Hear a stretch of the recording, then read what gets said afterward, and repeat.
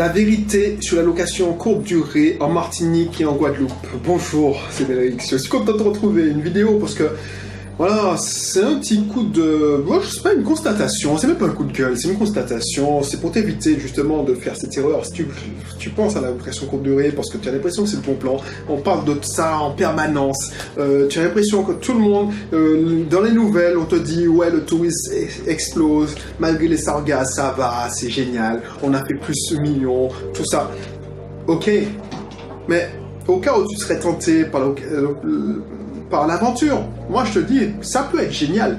Ça peut être génial quand tu le fais de la bonne façon. Ça peut être génial parce que je veux pas te cracher dans la soupe. C'est comme ça que j'ai réussi à rentrer en Martinique. J'ai 3 locations saisonnières, donc je sais de quoi je parle. J'aide des gens qui ont des locations saisonnières en Martinique, en Guadeloupe. Et effectivement, ça peut rapporter gros. Mais il ne faut pas le faire d'une certaine manière. Pourquoi je te dis ça? Je tiens à tirer la sonnette d'alerte. Parce que les gens, ils pensent que c'est l'Eldorado. Oui, ça peut être l'Eldorado. Je ne te dis pas le contraire. Je ne te dis pas, fais pas de la location saisonnière parce que ce serait une erreur de te le dire. Par contre, je tiens à te prévenir que 80% des gens ne font pas plus de 2 saisons. Où ils lâchent l'affaire, où ils laissent le truc entre parenthèses. Quand j'ai repris la location de ma tante, quand j'ai reboosté l'activité, je la voyais quand j'étais petit. Bon, ça date, hein, quand j'étais petit. Donc maintenant, j'ai presque 40 ans. Et au moment où tu écoutes la vidéo, j'approche de plus en plus de la quarantaine, où j'ai déjà dépassé. Quand j'étais gamin, il y avait des touristes qui venaient. Et puis elle a lâché l'affaire. Et puis, quand je lui ai dit, mais tu as de l'or en dessous de ta maison, elle a repris. Mais elle a repris d'une manière différente. Pourquoi? Parce que la plupart des gens qui font de la location saisonnière, ils se créent un deuxième boulot. Et ça, c'est le pire. Ça, j'ai un exemple en tête. C'est le professeur qui... c'est un ami qui me racontait ça. Il y a un gars qui était fonctionnaire, ce n'était pas professeur, il était fonctionnaire, il travaillait à la préfecture, voilà. Il travaillait à la préfecture, c'était un gros cadre de la préfecture. Le mec, il s'est ruiné la santé, il avait 5 appartements à Sainte-Anne. Donc son statut de fonctionnaire lui permettait de faire ça, parce qu'il finissait à 16h, et il faut savoir qu'aux Antilles, les avions arrivent à 15h, 16h, 17h, 18h, et mine de rien, le temps qu'ils récupèrent leur bagage, des touristes, parce que la plupart viennent de métropole, et qui récupèrent leur voiture de location, les gens, ils sont pas là, et en plus avec les embouteillages, ils sont pas là avant 18h, 18h30. Donc cette personne-là, à chaque fois qu'il y avait la saison touristique, le mec, il faisait la location, il gagnait vraiment de gros revenus, avec 5 locations à Sainte-Anne, voilà quoi. Il voyait ce qu'on me dit, là. C'est-à-dire qu'il touchait son chiffre d'affaires. Et c'était à l'époque où il n'y avait pas beaucoup, c'était pas démocratisé. Je te parle des années 2000. Et j'ai eu des clients qui, dans les années 2000, elle m'a dit franchement, ouais, j'ai construit ma maison, résidence principale, avec cette villa que j'ai donnée en location saisonnière. De voir comment les gens se goinfraient, puisqu'il n'y avait pas Airbnb. Enfin bref. En plus, c'était l'époque à papa où tu étais sur les gîtes de France. Enfin bref, c'était la belle époque dorée. Il n'y avait pas autant de personnes qui faisaient ça. Mais cette personne-là, avec ses 5 locations, c'était le roi du monde. Cette personne-là, c'est user la santé. Cette personne-là, il n'a pas vécu. Sacrifice, voilà, il préparait sa retraite, tout ça. Et cette personne-là, à la veille de sa retraite, il n'a même pas eu le temps à la veille de sa retraite, à 58, 59, il a fait une crise cardiaque, il est décédé. Et ça, on se disait, ouais, voilà. Est-ce que tu as envie de faire ça? Alors, je dis pas que tu vas faire une crise cardiaque, mais est-ce que tu as envie de te créer un deuxième boulot? Parce que cette personne-là, et ça rejoint l'émission précédente avec ton rapport à l'argent, cette personne-là, c'est là elle fait le calcul. Et au lieu de travailler dans le système, parce que pourquoi il se démenait? C'est parce qu'il avait 3, 4 appartements, parce que les gens arrivaient peut-être en même temps, donc il nettoyait, il faisait le ménage. Alors moi aussi, je fais le ménage de temps en temps dans mes locations saisonnières, parce que j'ai le temps, et puis j'ai choisi de le faire sur 1 ou 2, mais pas toutes. Et puis, en plus, c'est par phase. Peut-être que quand tu regardes cette vidéo, j'en ai eu marre et j'ai délégué. mais j'ai passé dans des phases où je délègue tout, j'ai passé par des phases où je délègue le ménage et je fais la remise des clés, j'ai passé par... Bref. Cette personne-là, être cadre à la préfecture avec les 40%, parce qu'à l'époque on touchait les 40%, c'était des salaires intéressants. Allez, on va dire, à ramener à l'euro, c'était 2000, 3000. Est-ce que cette personne ne touchait pas 4000 euros le mois? Pourquoi il se faisait chier? Alors peut-être que c'était sa passion. Pourquoi il se fait chier à faire un taux où il était payé, parce que s'il ramenait à l'heure, et puis ce qu'il encaissait, effectivement, ça faisait des revenus complémentaires. Mais s'il faisait son rapport avec le taux horaire où il était payé quand il faisait son travail, où il était chez lui, dans une climatisation, dans un bureau climatisé, au frais, et puis il était assis le cul sur une chaise, et puis le temps où il se faisait chier à faire le ménage, et... Alors peut-être qu'il n'aimait pas...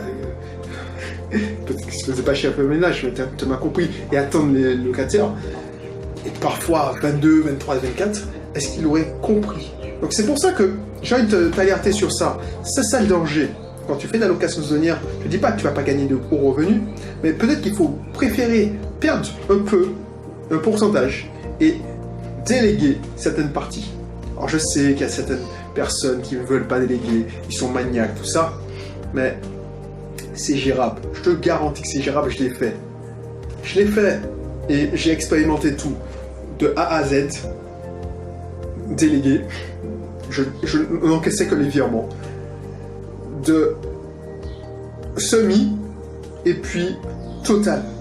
Et je te garantis que total, tu peux t'en sortir si tu mets en place des process, mais ce qu'il faut retenir, c'est que, parce que moi ça me fait pas chier, pourquoi je délègue plus certains appartements? Parce que certains appartements sont tellement simples à faire le ménage. Ça me prend 30 minutes de dire, je me fais plus chier quand je vais sur la location. Mais encore, je me force parce que je te donne un petit secret. Pourquoi je vais? Pourquoi je me force? Parce que je me rends compte que, mine de rien, ça fait plus de 4 ans que je suis rentré en Martinique et je suis rentré dans mon travers de je vais plus à la mer.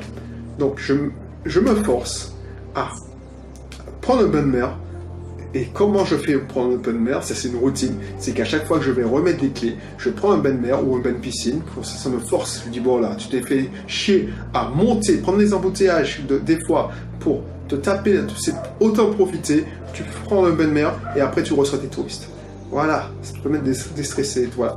Bref, tout ça pour te dire que si tu travailles sur ton système, à créer des process, on va dire, voilà, je vais passer le ménage, je vais passer le balai de temps, je fais ça, je finis ça, je fais le lit à tel temps, à tel time, ah bah là, tu vérifies des équipements électroménagers, tu vas gagner tellement de temps que au bout d'un moment, tu vas réduire le temps maximal à 30 minutes des fois.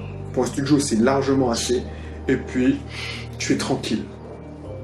Mais si tu continues à faire si tu veux te rentrer dans le système, c'est-à-dire que tu te poses pas de questions, tu fais, c'est là que tu vas perdre beaucoup de temps, beaucoup d'argent, et tu vas pas tenir parce que tu vas faire, au bout d'un moment, ça va te sauter à la figure.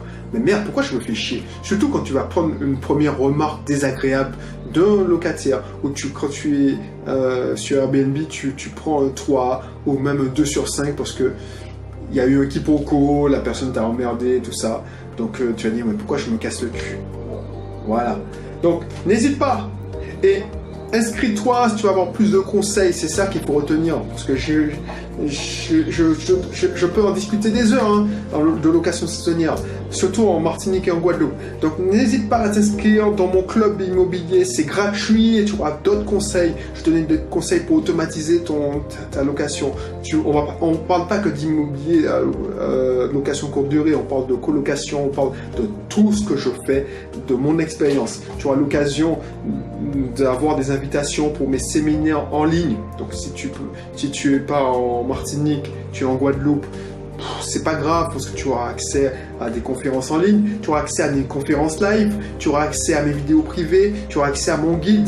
Déjà, tout de suite, tu auras accès à mon guide de 5 conseils qui va te prendre 30 secondes, mais 30 secondes peuvent te faire gagner beaucoup d'argent. Voilà.